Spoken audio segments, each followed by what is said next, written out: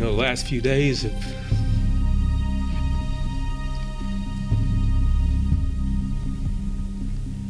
it's just been very tough, and knowing that you have families that are hurting right now. We'll get through it though. Right now at 5, the community tonight mourning the loss of 4 law enforcement officers who were killed in the line of duty. Among the fallen, a CMPD officer, a deputy U.S. Marshal, and 2 members of the U.S. Marshals Task Force. The scene leaving an East Charlotte neighborhood on edge for hours as neighbors heard gunshots firing just doors away. So I went upstairs to take cover, and then 5 minutes later, 7 minutes later, shots rang off. I'm upstairs trying to protect myself from having bullets fly. Tonight, we have team coverage as we search for answers amid this tragedy. The news at 5 starts right now.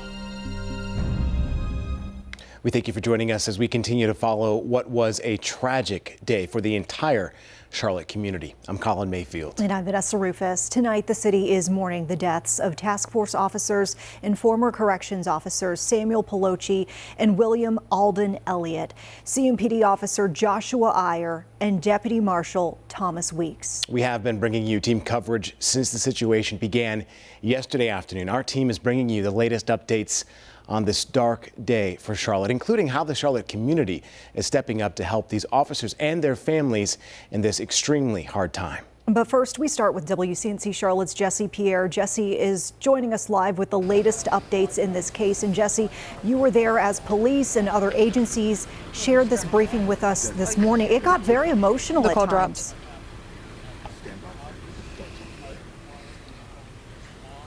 You know, CMPD held a press conference this morning, and they were joined by the mayor, the governor was there, the director of the Marshals Services was also there, and more. CMPD Chief Johnny Jennings says they are not looking for any other suspects or any other person of interest at this time. Now, I'm standing right outside of the home where all of this happened.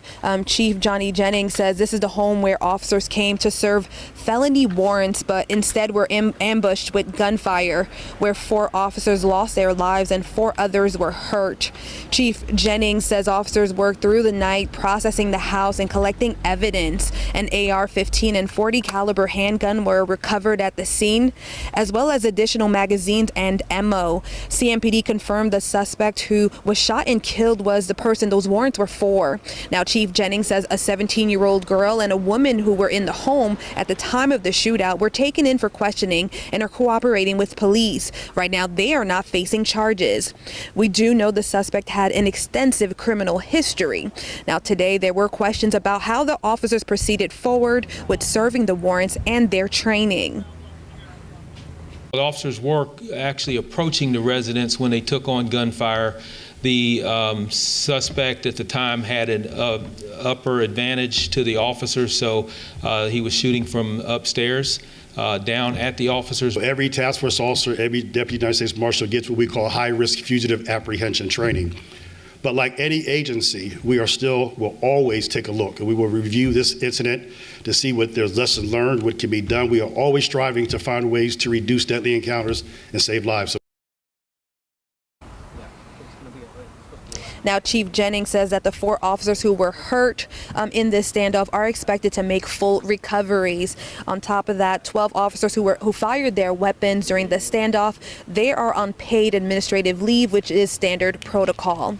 Live in East Charlotte, sending it back to you, Jesse Pierre, WCNC Charlotte. Jesse, thank you so much.